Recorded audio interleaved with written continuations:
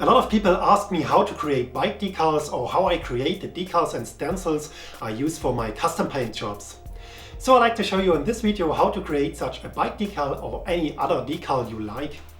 What you need is a graphic software. I use Adobe Illustrator, but you can use also any other graphic software you like.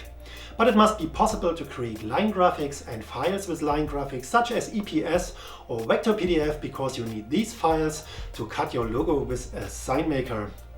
So let's start with the Adobe Illustrator, and what you also need is a picture of the logo or of the bike frame with the logo you like to create. What I have here is a picture of an Sworks tarmac frame set I did in my photo studio. And I do not recommend to use any pictures from web, because web pictures have only a low resolution of 72 or maybe 100 dpi, and that's not enough to create a nice logo. What you need is a picture with a resolution of 300 dpi, and you get such a picture when you use a professional photo camera.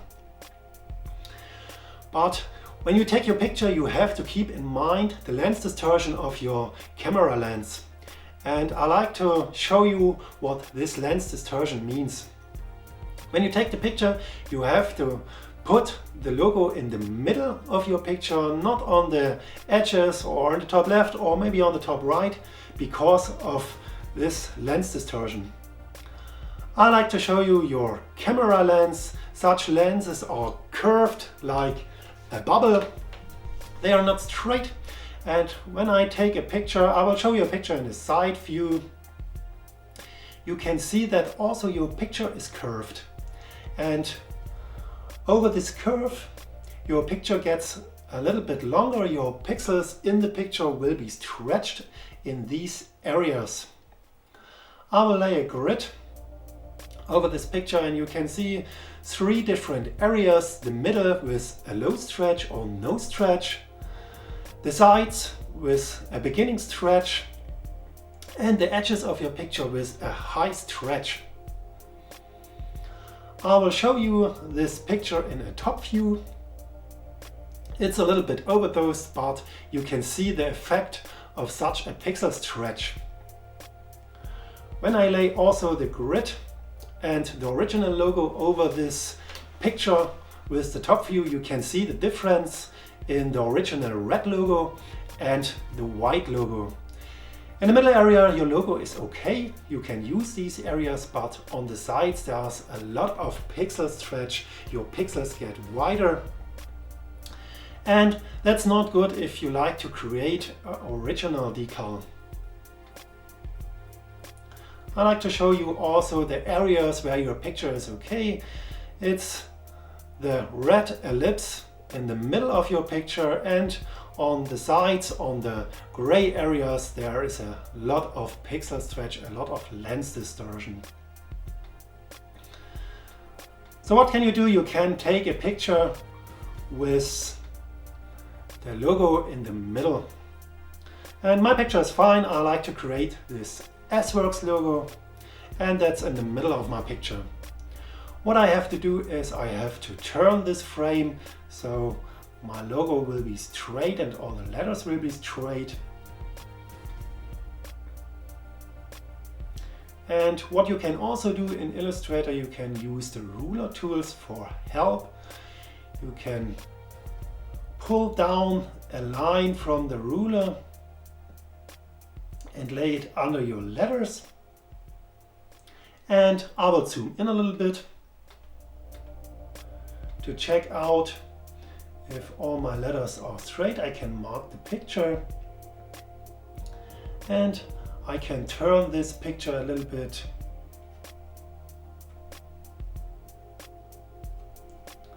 until all my letters are straight. I will turn again a little bit.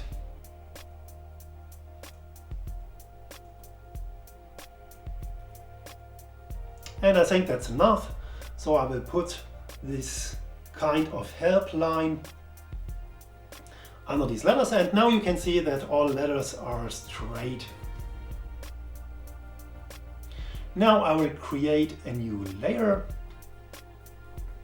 and I will use the pen tool. I will set an outline color in red because you can see brighter colors A lot more easier than maybe a black. You won't see the black line, so use a bright color like red for your outline. I will set the outline to 0.2.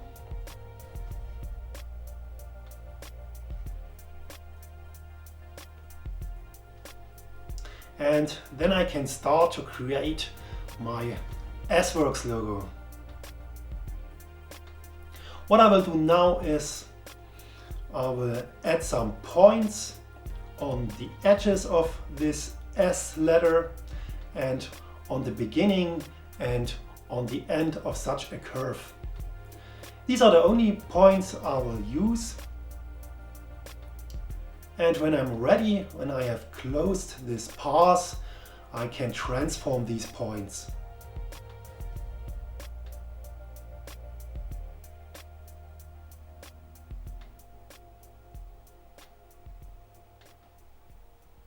You have to be very accurate. I will do it a little bit faster, only to show you how to create such a line. When you click on the first point you created, you can close the line.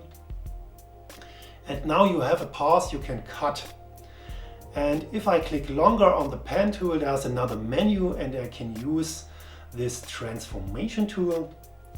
And I will zoom in again a little bit. And when I click with this transformation tool on such a point, I can transform these curves beside this point.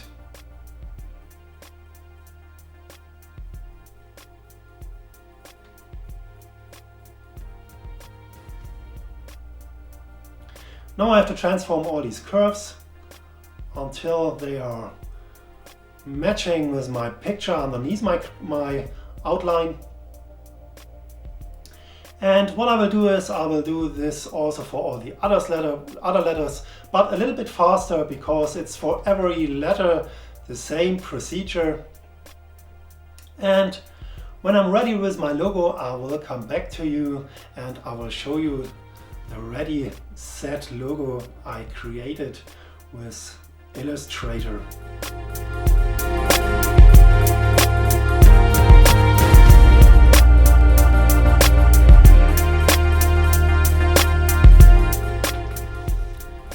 What you have to keep in mind when you use pictures from bike frames, that your bike tube is also curved, like shown here. So you don't need to add a curve to your letter because in the original logo your letter is straight. It has a straight line. But when you take a picture, the letter is also curved like the curve of your bike tube. So keep that in mind when you create such letters like the W shown here in this Sworks logo.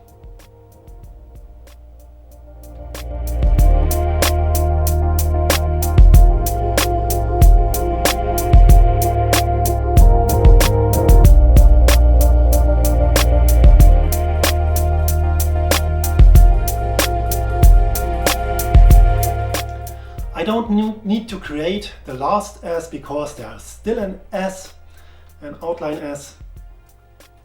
So I can copy and paste this outline and I can place it over the last S and I'm ready with this logo.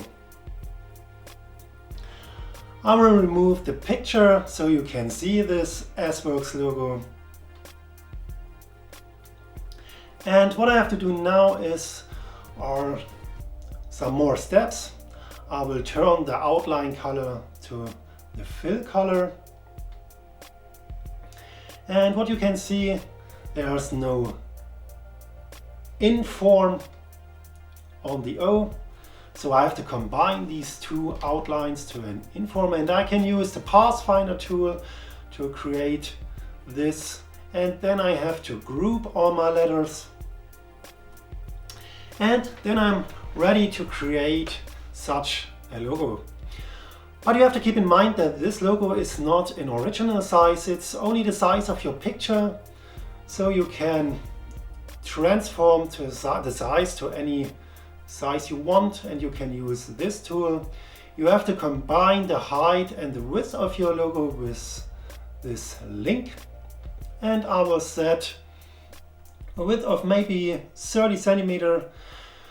Maybe your logo have to be 40, I'm not sure, you have to measure before you start to create such a logo.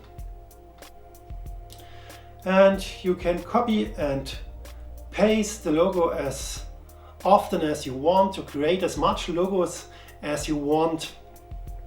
And I'd like to show you in the next step how to cut this logo with a sign maker.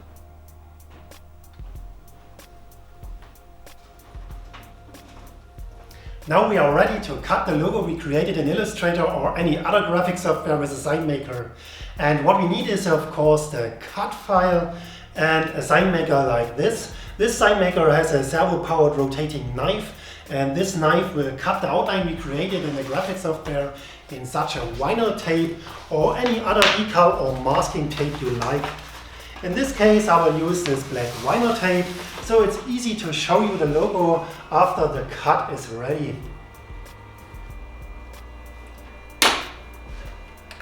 What this sign maker will do is it will take the measurement of this stripe, and then I can cut the logo into this stripe. It takes a minute or two until this logo is ready cutted, and what I have also done is I have added a rectangle around my letters and around the logo, so it's easy to remove all the areas I don't need. I will come back when this cut is ready, and then I will show you the result and the logo I have cut it into this vinyl tape.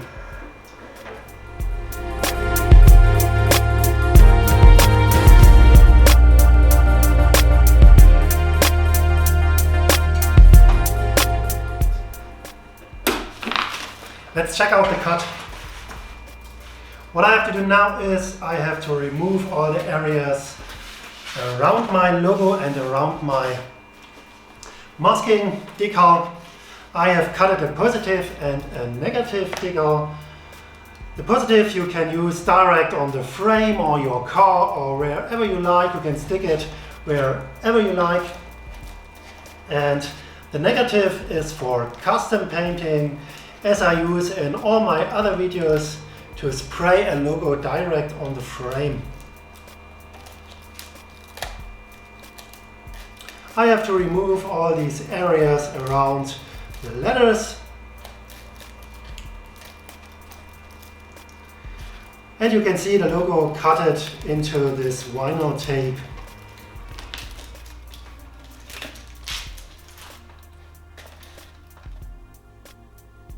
This is the positive logo you can use as a sticker. And as you can see, here's a rectangle. And now I will remove all the letters.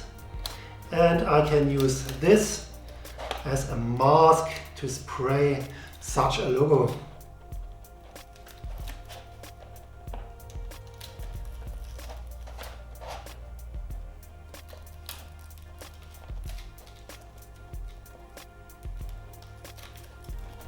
Sometimes you have to be careful when you have such informs like the O.